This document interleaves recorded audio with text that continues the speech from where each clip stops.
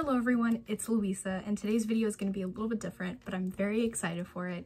In this video, I'm going to be telling you all about my hobbies, my collections, and things I was obsessed with before I was primarily obsessed with Disney. I know what you're thinking, how there was a time in your life when you weren't obsessed with Disney, and no, I grew up always watching Disney movies. Disney has always been a huge part of my life. But it wasn't until my Disney college program or when I became a cast member at Disney that Disney really became my hobby. I was always staying on top of what was going on in the parks. I started pin collecting because that's when I found out about Disney pins. Before then, I didn't even know that those were a thing. And so nowadays, Disney is one of my main hobbies, if not my main hobby, and it's a huge part of my YouTube channel, obviously. It's what I do a lot of content here on, and it's what connects me to my internet friends nowadays, really. And so I thought it would be interesting to talk about things, though, that I was obsessed with and that were my hobbies before I really kind of latched onto Disney as a hobby. Don't get me wrong, I had plushies, I had Disney toys as a kid, but I didn't really collect things Disney, if that makes sense, and it wasn't necessarily my hobby, my passion. And so we're gonna be looking at stuff that was, and it's gonna be kind of a fun, nostalgic trip down memory lane. I'm super excited. I was born in '95, so I am 25 years old right now, so we're gonna be looking at trends from like the late 2000s-ish, early 2000s is where we're going. So if you're older than me, you might not have been on any of these trains, but maybe you have.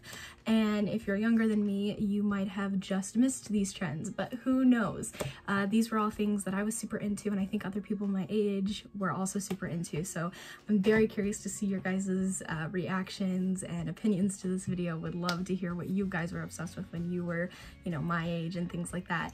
But anyways, let's just launch right on into it. These were the things I was obsessed with before I became obsessed with Disney. To start, The Sims, Sims 2, and The Sims 3. So I have loved The Sims. I've been playing for as long as I can remember. It all started back in like 2000 when the first Sims game came out. My eldest brother was at college at the time, and he ended up bringing home a copy for me and my two other brothers to play, I guess, and I just loved it. I still remember the very first sim I created. It was just a child sim, and I think it looked a lot like me, brown hair, and I just gave her pink carpet as like her house, no walls or doors or anything. I gave her a pinball machine, and she died very quickly because I didn't give her a refrigerator. Because I didn't think about that as a kid. I was like, no, she needs entertainment. That's step number one. So I've been playing ever since. I remember the day The Sims 2 came out, and I played that for like 9 hours straight. I remember the day Sims 3 came out, and for Sims 4, that came out like right when I was starting to go to college, and me, when I first started going to college, was a little bit bumpy. So I never really played The Sims 4. I have seen friends play it, and I've gone over and been like, oh, okay, so this is what it is. And then last year in 2020, they were having a sale on it, so I did buy it, and I lost interest in it pretty quickly. The Sims 4 just does not really hold my interest. I think after The Sims 3, it's just such a letdown. But anyways, with Sims, I haven't really stopped. There have been times in my life where I've played it more times than others, but it's kind of been something that's been a nice constant throughout my life. And for, I guess, like the past year, I haven't really played it because my laptops and stuff, it kept crashing on it, so I haven't been able to really find a laptop to play it on. But I recently found how to play The Sims 3 through Origin, and so I have started playing. I think it's been 2 days since I figured that out. So I've been playing The Sims 3, which arguably is one of my favorites. I also love The Sims 2. It's really a tie between these two for my favorite Sims games, but I have started playing, and honestly, getting back into it and playing it lately gave me the inspiration to do this video. So I'm still a big simmer, but I've been playing The Sims since I was 5 years old, so that's going on 20 years. Next up, we have American Girl dolls and just the whole American Girl franchise, company, all of that stuff. So this is Kit. She's the first doll that I got, and she's also the first American Girl books that I read. I started reading her books probably when I was about 7 or 8, so 2002, 2003, and Kit was the very first doll I got. She was my favorite. I loved reading her stories. At the time, I also wanted to be a writer, and I wanted to be a reporter, so I wanted to be just like Kit, so Kit was always my favorite. And I got her for Christmas 2003. She was my Christmas present, and I still have her today. Her joints are a little, you know, she's a little loosey-goosey, but she's still great, and she's probably still my favorite. So I got into American Girl starting around 2002, 2003. I got to spend a birthday there in 2004. I got to go to the American Girl Place Chicago. I loved reading the books. I really loved reading when I was a kid, and I credit American Girl for helping me get a 4 on my AP US history exam when I was a junior in high school. I really love history because of American Girl and always excelled at that in school. And I had a particular interest in the 1930s because of Kit, and also the 1940s because of Molly. I did kind of have a collection going. I think at one point I had 10 of the dolls, which is just crazy. And now I have 4. I have sold or given away quite a few, so at least 6, but I do have 4 still today. I have Kit, Molly, Samantha, and a Just Like You doll. And yeah, so I really do love American Girl. I like keeping up with it. I feel bad. I just haven't been as interested in American Girl as I've gotten older, but I think I just kind of grew out of it. But I do really like American Girl as a business, and I think how they're teaching history for young girls is really, really cool. And I'm glad that this was a hobby / obsession with mine for as long as it was, so yay. If you ask any of my family members if they remember any big phases of mine, they will probably either tell you American Girl or they will tell you Webkinz. The Webkinz phase was a big one for me. I got my first one, I want to say, in May of 2008-ish. So that's when I started to kind of do Webkinz, and I just really liked them. I liked being able to play on the website and bringing your plush to life. I've always been a big plush fan.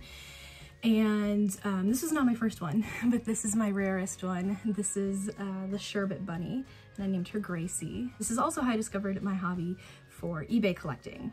Trying to find things on eBay for American Girl, and particular Webkinz on eBay is how I started my love for eBay. But I just really liked Webkinz a lot, and anytime I got allowance as a kid, I would save up for Webkinz. Every birthday and every Christmas I would get some, and I ended up having over 100. I don't know what my final count was, because some Webkinz were virtual only, some were both the plush and the code, so I don't know what my final count was, but it was a ridiculous amount. I was actually a part of a Webkinz forum group, Webkinz Insider, and I think I had like 13,000 posts over my membership there. Basically, I just remember being like 13, 14 years old during the summer, and I would like watch YouTube. I'd watch America's Next Top Model in the background, and then I would just be on Webkinz or the Webkinz Insider forums. And yeah, so kind of once apps became big, then Webkinz started to go downhill, and now you really don't ever hear anybody talk about them.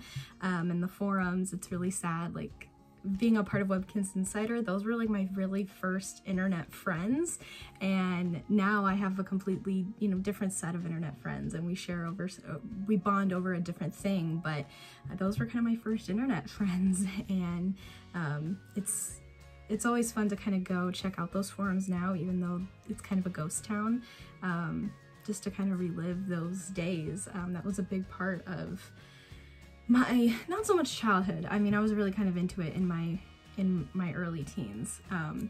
But yeah, I really liked Webkinz a lot, and I started to get into them when I was about 12 years old. And yeah, I've sold a lot of them. I've given away a lot of them. I still have this bin of them. These are all the ones I keep. These were ones that were just particularly special to me. But yeah, the Webkinz era was huge. And last but not least is the Build-A-Bear era. So this kind of takes place in the other ones and also takes place later. But I can't remember when I got my first Build-A-Bear or when I first heard about it, but I was probably like 8 or 9. This is actually the first Build-A-Bear I ever got. The first time I got to go, actually, my second eldest brother took me for my birthday and let me build a bear and pick out, you know, accessories and everything. And we did that for, I think, like 4 of my birthdays. And so that was kind of my introduction to Build-A-Bear, and I always had just great experiences there. I really enjoyed it and getting to bring this bear to life. So as I said, this is the first one I made. And I got to make like 4 more with my brother. And I also just went various times. Like I went one time with my Girl Scout troop for our end of the year kind of reward. I went at kind of the end of my senior year of high school and went with my college, or went before me and my high school friends went off to college. I got this one off of eBay.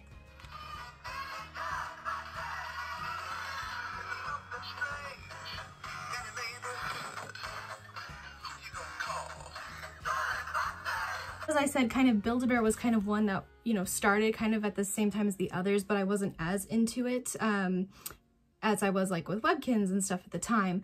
But then it actually kind of came back because I ended up working at Build-A-Bear.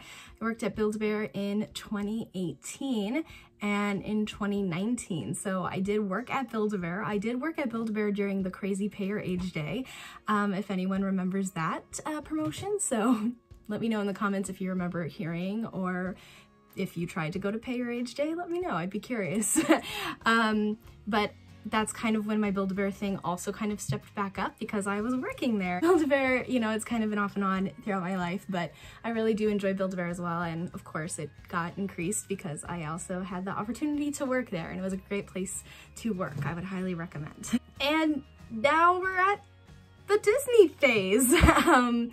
Yeah, so we're at the Disney phase where I look for, you know, vintage toys. I love A Bug's Life still. Yeah, so those are the things that have kind of made me me and have shaped me into the interests that I have today. So let me know if you guys experienced any of these trends, if you were into these things, did you collect any of these things? Let me know. I would absolutely love to hear about it, and this was a fun walk down memory lane for me. But anyways, thank you guys so much for watching. If you enjoyed this video, please give it a thumbs up. If you want to see more content just like this, hit that subscribe button and ring the bell for notifications. I upload every Tuesday and Saturday. And if you want even more of me, you can follow me on Instagram at louisa.ruby. Thank you guys so much for watching, and I'll see you soon with a brand new video. Bye!